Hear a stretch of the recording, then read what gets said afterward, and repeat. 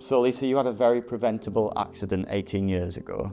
I just wondered if you could talk us a little bit about that day and how that accident happened. Yeah, so I worked for a logistics company. I was based in the warehouse. It was a very busy warehouse. We had a lot of forklift trucks, but the accident actually happened 30 minutes before the end of shift. There wasn't any activity in the area that I was working. I was on a designated walkway, which was right in front of the container bays. Now, we'd finished all of our work, so I wasn't expecting anybody to be in those empty containers. I've obviously walked past the first one, and because his engine's not on, there's no light, there's no noise, there's no nothing. And when he's come out, he should have reversed straight out like that, but he hasn't. He's come out, turned sharply, and then reversed onto me while I'm on the walkway. So that's, like you say, it's a very preventable accident with proper protection, segregation. Yeah. Do you think businesses focus too much on compliance? So, for example, that line would be compliant. It's a demarked pedestrian walkway, but that's not properly protecting their people. And for me, people are the most important asset of any business. I don't think it's enough. At the end of the day, if people were supposed to mix with transport, why do we have pavements? You know, why are people segregated in public but not at work? You know, to me, it needs to be something that's going to physically stop whatever workplace transport it is that you are, you know, have within your business from hitting a pedestrian. So to me, it needs to be more than a line on the ground. That's a visual, nothing else. So for me, your story is super powerful because, you know, obviously what happened to you has changed your life, but it's not also changed your life, it's changed the life of people around you. Yeah. That butterfly effect. Could you just talk a little bit about how that's affected you, how it's affected your family over the years? Yeah, so I think I was lucky in terms of, because you're the injured party, you get given as much counselling as you need. If my mum would have said at the time that she needed counselling, I would have laughed and gone, wow, why do you make this about you, love?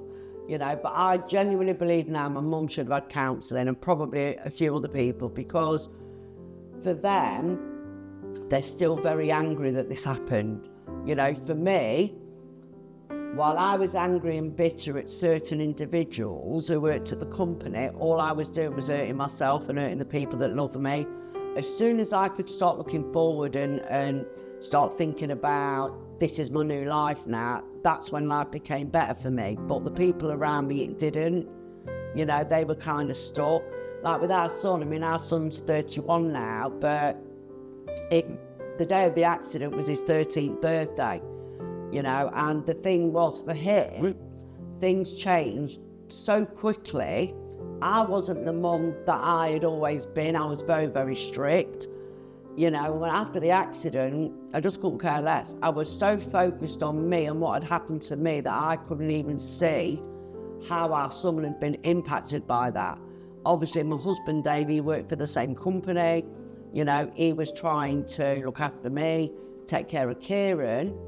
But the thing is, he was being spread too thin, you know, and it wasn't until several years later that we realised how much it had actually affected our son. So Lisa, you've gone through this horrific accident. You've seen what can happen when there isn't proper pedestrian segregation between workplace vehicles and people. If you had a message for workplaces and staff who potentially don't take safety seriously, what would that be? It would be start taking responsibility, not just for yourself, but for your colleagues' health and safety as well. Sometimes, you know, we don't fully see the value in following company procedures. The problem is those procedures, you know, the risk assessment's been done on you doing it exactly like that. You know, it's so important for employees to be reporting near misses and hazards and start having those conversations with each other. A lot of these accidents are preventable and could be prevented just by speaking up.